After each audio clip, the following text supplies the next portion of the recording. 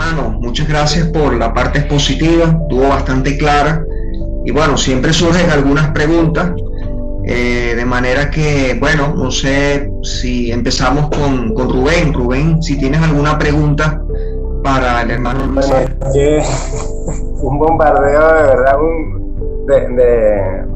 de verdad de conmovisión. Y una de las preguntas que me gustaría, o una de las partes de clarificar, eh, cuando llamamos en toda la parte de la creación, está llamado que los estándares de Dios sean honrados.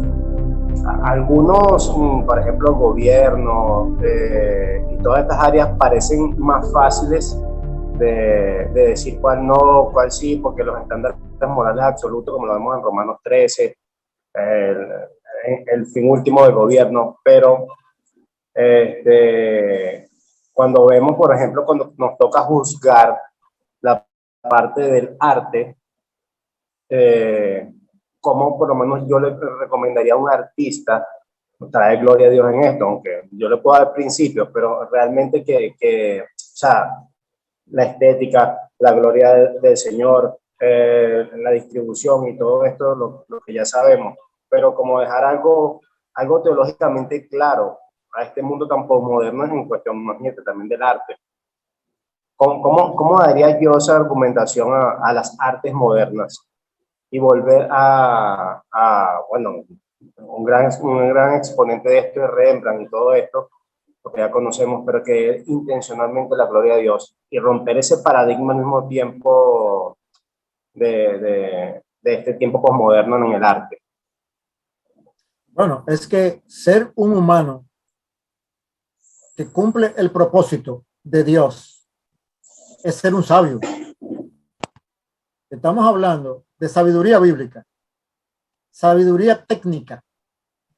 O sea, si tú eres un artista, tú tienes que tener dominio de la técnica, de los instrumentos de tu producir armonía y belleza.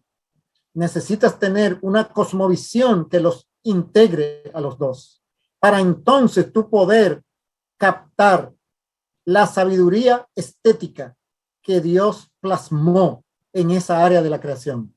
O sea, es un camino de vocación.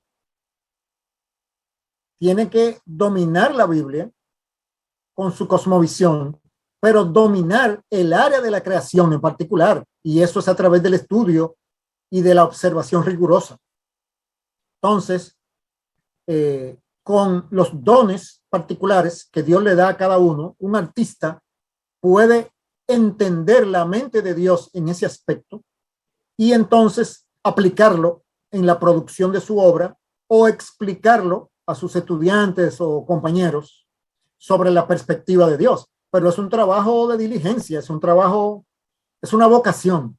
Pasamos a otra pregunta, ¿sí?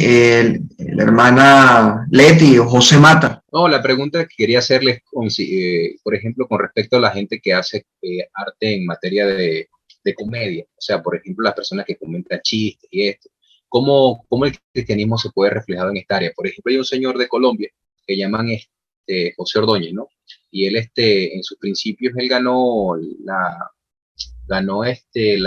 tercer lugar en Record Guinness enseñando por más de 70 horas, creo, seguido, chistes, ¿no? Luego con los años él llega al cristianismo, pero entró en la parte esta carismática de personas del Evangelio de la Prosperidad y todas estas áreas, ¿no? Entonces, bueno, hace poco me enteré que ya tiene ya años estudiando con el seminario de MacArthur y bueno, se han ido reformando, ¿no? Entonces, su esposa hizo creo que una carrera de 4 años en el seminario de MacArthur de consejería, okay. Él también, entonces, pero siguió comentando chistes y sigue creando comedia, ¿no? Entonces, pero por ejemplo, muchos hermanos ven esto como algo pecaminoso.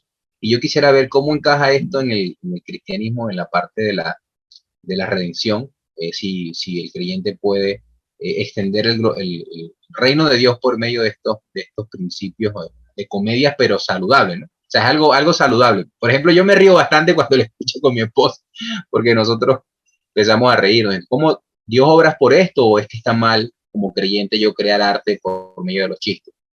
¿Cómo se llama el? Bueno, se llama José Ordóñez, Es de Colombia. es de Colombia. Él se llama José Ordóñez. Aún sus prédicas han cambiado mucho, pero cada vez veo que él, bueno, ha ido cambiando, ¿no? Sin embargo, claro, yo no puedo dar fe de que sea completamente una persona que camine por los principios reformados, porque es como una transición. Veo que cada vez está como, ¿verdad? Como cambiando, ¿no? Sí. Me imagino por la influencia, la gran influencia que el seminario de MacArthur está trayendo a sus vidas, ¿no? Y bueno, en realidad cada vez que lo escucho, nosotros empezamos a reírnos porque el hombre, bueno, pues es un profesional en esta área. Sí. Entonces yo quisiera ver, porque a veces me dicen, no, que es un creyente, comedia, entonces yo como creyente puedo ser comediante, o sea, puedo yo crear comedia por medio de chistes. Quisiera ver la respuesta con respecto a esto. Bueno, si utilizamos el esquema que hemos aprendido de dirección y estructura, todo lo que existe ha sido creado por Dios.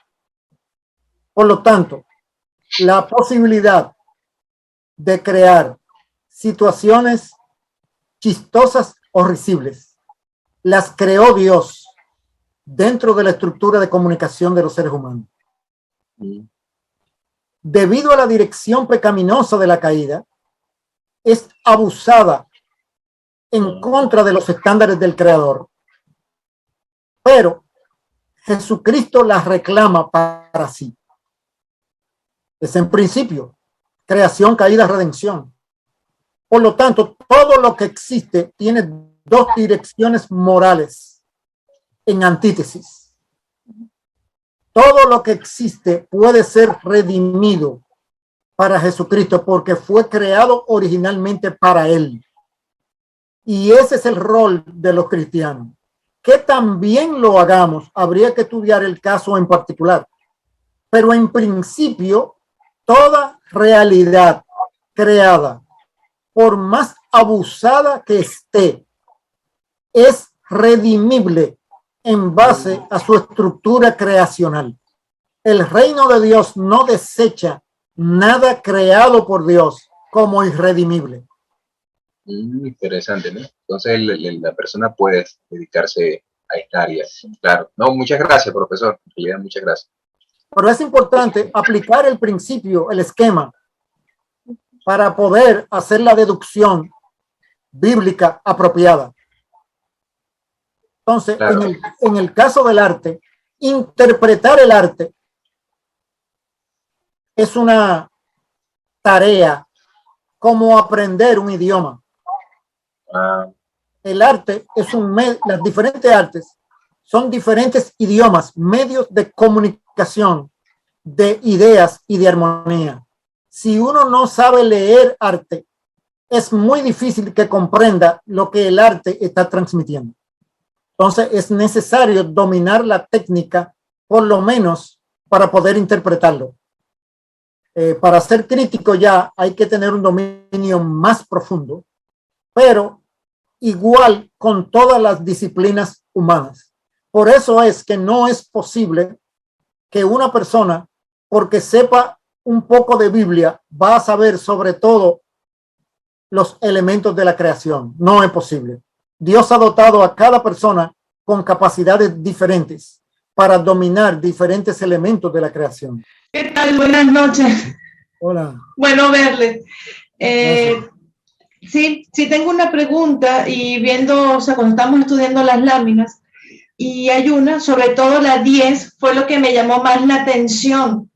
Entonces, basándome en esa lámina número 10, mi pregunta es, ¿en qué sentido Jesucristo, por medio de su muerte y resurrección, transformó la creación original y estableció un más alto nivel de armonía en su creación? O sea, es la pregunta. Sí, bueno, empezando en su persona misma. Okay.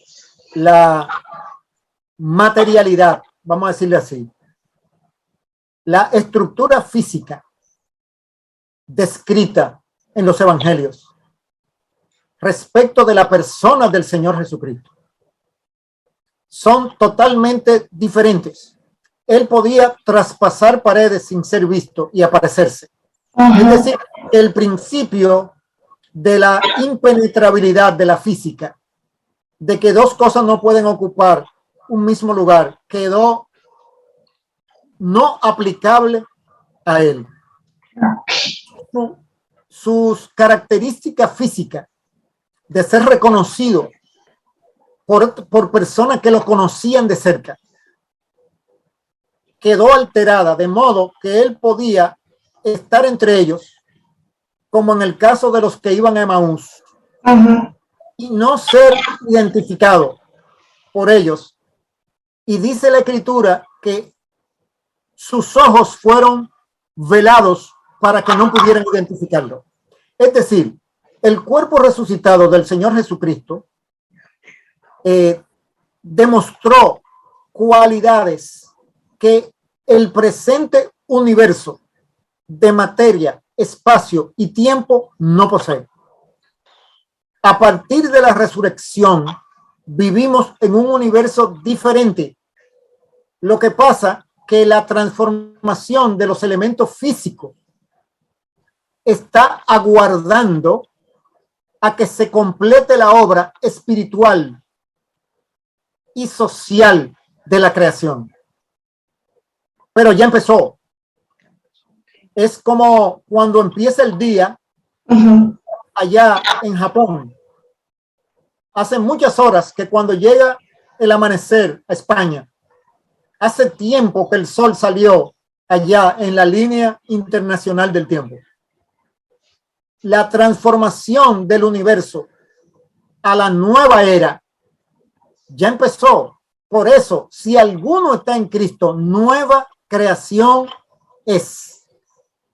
El hecho de que Dios Espíritu more dentro de un humano con su cuerpo todavía caído, pero que haya esa unión entre lo divino y lo humano, es un elemento de otro universo, de la era venidera, no de este.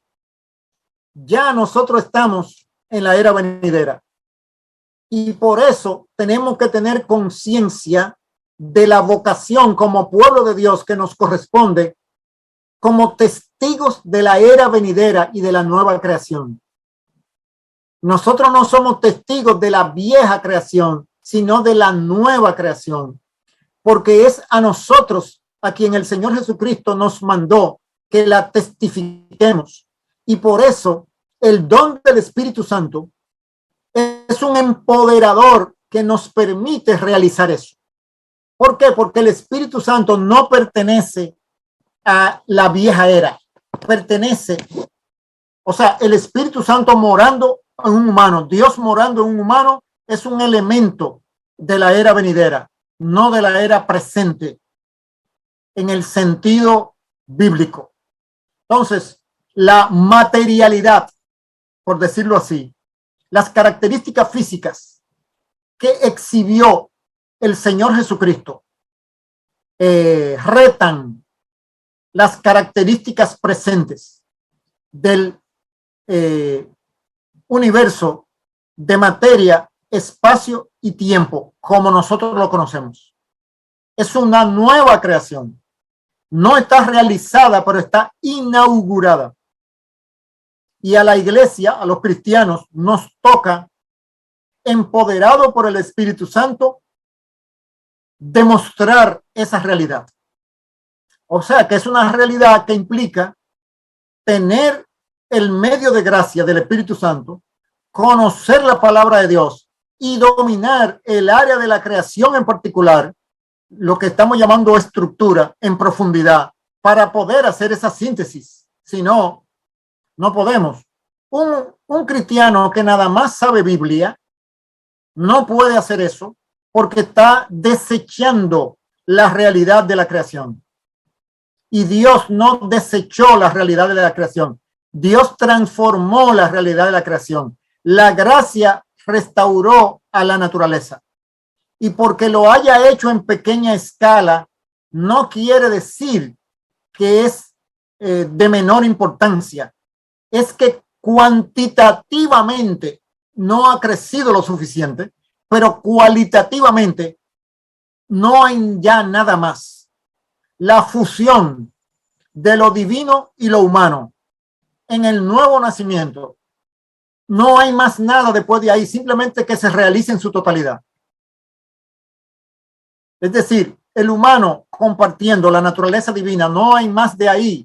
Eso es la realización de Daniel 7, cuando uno semejante al Hijo del Hombre se sentó al lado del trono del Anciano de Días. Ya, eso es el final. Entonces, nosotros estamos viviendo los elementos. El final ha sido inaugurado y hemos sido enviados a anunciar ese final. Nosotros no dominamos ese final, pero sabemos que ese final está corriendo. Bueno, yo voy a finalizar con una última pregunta. Yo creo que a manera como de repaso, ¿no? Para que lo tengamos bien claro. Y hace unos días estuve hablando con un hermano que precisamente estábamos hablando del dualismo y de todos estos temas que hemos estado compartiendo, porque es bueno que lo compartamos con otros hermanos. Bueno, aquellos que nos quieren escuchar realmente y piensan que la iglesia pues necesita una reforma.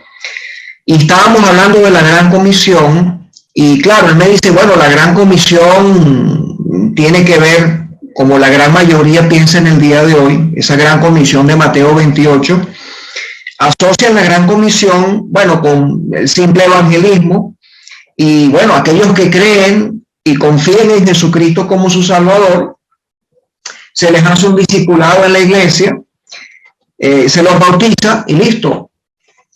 Y con todo lo que hemos aprendido hasta el día de hoy, sabemos que eso no es así. Entonces, no sé si, hermano, podríamos, digamos, hablar de una definición amplia en el contexto de la Biblia, amplia de lo que es la Gran Comisión, donde ubicamos el evangelismo, en ese contexto de la Gran Comisión. La Gran Comisión es el relanzamiento de Génesis 1:28. Y ahí hay que detenerse todo el tiempo que sea necesario para entender eso. Porque si uno no lo entiende, corre el peligro evangélico contemporáneo de descartar el origen antiguo testamentario de las promesas de salvación. El apóstol Pablo y los apóstoles, cuando escribieron las escrituras, su referencia era el Antiguo Testamento. El Espíritu Santo los llevó a entender la redefinición de los elementos antiguos testamentarios en la persona de Jesucristo. Pero esas promesas y esos símbolos y esos elementos ya estaban definidos, fueron redefinidos en Cristo, no definidos originalmente en Cristo, sino redefinidos. Y al tratar de quitarle ese aspecto judaico a las promesas de salvación, la iglesia ha cometido un grave error y por eso ha pasado la doctrina del reino de Dios sin ser apropiadamente aplicada en la vida de la iglesia. Entonces, esa, ¿qué diríamos? Esa fijación evangélica por la Gran Comisión no es más que una expresión del dualismo, despreciando la creación. Porque ese evangelismo propone que el Señor va a desechar su creación y nos va a sacar de ella y nos va a llevar a otra que se llama el cielo y va a desechar esta, lo cual no es bíblico. No es bíblico. La Gran Comisión de Mateo 28 es hacer discípulos a las naciones, enseñándole todas las cosas que yo os he mandado. Y lo que Jesucristo enseñó esencialmente es la inauguración del reino de Dios, no el traslado del pueblo de Dios de la tierra a un lugar que se llama cielo. Eso necesita una corrección 100%. Eso es mala teología Totalmente. La Gran Comisión no es un tema religioso, no es un tema de iglesia, no es un tema espiritual, es un tema de desarrollo cultural, de desarrollo del potencial de la creación en todos sus elementos, incluyendo lo espiritual, no eliminando lo espiritual. Lo espiritual reconcilia la creación con el creador y permite una penetración en la creación mucho más profunda que lo que pudo haber hecho con el estorbo del pecado. O sea que estamos hablando de un Génesis 1:28 sin el estorbo del pecado. No, bueno, yo no quería hacer una pregunta, ¿no? Pero ya que me dijiste, Bueno. con respecto a la palabra mandato cultural que le comentaba a mi esposo, cuando nosotros tenemos relaciones así con hermanos de otras iglesias que son muy queridos, ellos siempre nos dicen, porque somos como la piedrita en el zapato, ¿no? Como que no preguntamos, nosotros digamos las iglesias están debatiendo con nadie, y el problema es que los hermanos, hasta a los líderes predicadores se acercan, oye José, vamos a hablar un poco. Entonces me dicen, pero ¿cómo tú puedes poner el evangelio primero que la cultura? ¿Cómo es eso que mandato cultural? ¿Cómo es eso que yo les digo, bueno, pero para una respuesta más clara, profesor, ¿qué significa cultura? ¿Qué es cultura? O sea, cuando hablamos de mandato cultural, ¿qué significa cultura? ¿Será que es un culto a Dios, un cultivo, algo que tenga que ver relacionado? ¿Qué es cultura? Esa es mi pregunta. Bueno, en el sentido más simple, la palabra cultura y la palabra culto y la palabra cultivar tienen una raíz común. Por lo tanto, cultura es aquello que los humanos producen realizando el culto que tienen en su corazón a su Dios. Los humanos transforman la creación de acuerdo a su fe y a su Dios. Les rinden culto a Dios. Eso hace que cultiven la creación y el producto es la cultura en general. O sea que toda acción humana es generadora de algún tipo de transformación de la creación, por lo tanto generadora y creadora de cultura. La cultura está continuamente desarrollándose porque es la actividad humana esencial para la cual Dios nos creó. Entonces podríamos decir o sintetizar de esta manera que si quieres ver la calidad del cristianismo que estamos viviendo, ve la cultura en cual estamos viviendo. Claro, claro. Bueno, no la calidad del cristianismo, la calidad del ambiente espiritual. Porque puede ser que el cristianismo esté tan débil que quien esté predominando sea otro espíritu en la condición prevaleciente de la cultura de una nación en particular. Porque el cristianismo anémico no puede enfrentarse a un reino de la maldad robusto. Entonces, un cristianismo escapista del cielo no tiene elementos para enfrentar al reino de las tinieblas que se ha apoderado de la creación presente, cuando en realidad le correspondía al cristianismo hacerse cargo de la creación presente, porque la realización de lo que pasó en la cruz y en la tumba vacía ha sido delegada al pueblo de Dios. Piensen eso. Cuando el Señor dijo que el Espíritu Santo convencería al mundo de pecado, de justicia y de juicio, ¿quién lo va a hacer?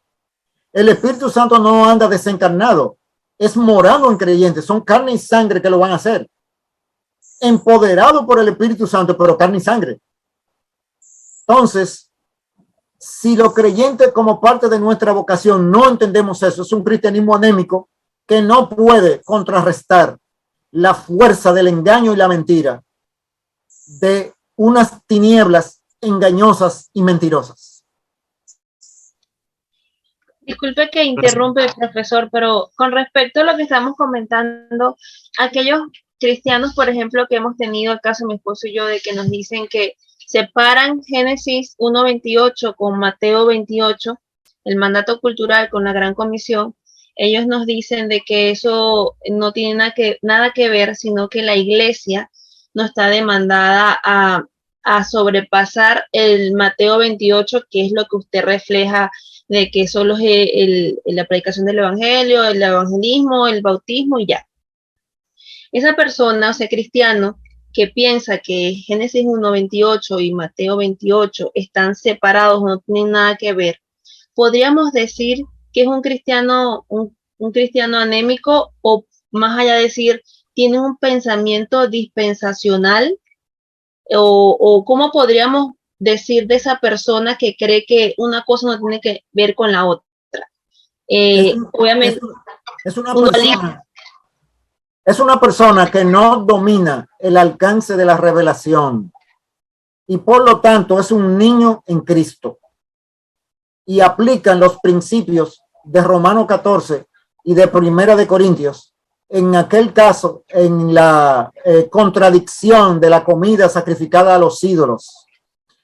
Son cristianos inmaduros que no han conocido el alcance de la redención en Cristo. Y como niños en Cristo deben ser recibidos, pero no para contender sobre opiniones. Dice Romanos 14.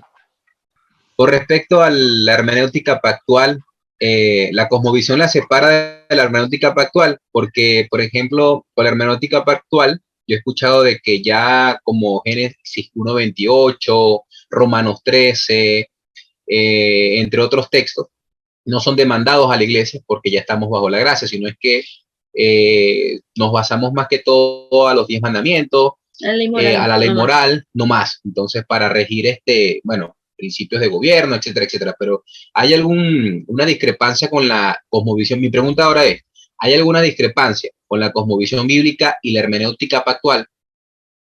Bueno, los elementos para responder esa pregunta tú los tienes. La cosmovisión bíblica plantea que todo lo que ha sido creado por Dios, que está afectado por el pecado y que Jesucristo lo reclama para redimirlo. Con esa ecuación tú puedes resolver ese dilema. O sea, es importante para la clase de esta noche el tema de creación, caída y redención, entendiendo caída y redención como dos direcciones morales en el manejo de la creación. Eso da una clave tremenda. Hay una sola creación y esa creación ha sido designada para ser manejada por seres humanos. Las dos direcciones posibles, la dirección de la obediencia o la dirección de la desobediencia. Al pueblo de Dios le toca utilizar todos sus recursos y todas sus capacidades para sus áreas de influencia, manejarla en la dirección de la obediencia. Obediencia de la creación en particular, en todos sus elementos, sin dejar ninguno afuera. Bueno, yo creo que podemos terminar aquí. Ha sido un tremendo privilegio hoy haber podido compartir esta segunda parte y bueno, esperando que haya sido de bendición para todos, de manera que bueno, nos despedimos, hasta la próxima, que sea pronto también y bueno, ya estaremos en contacto. Gracias a todos, hermanos, hasta la próxima. Amén.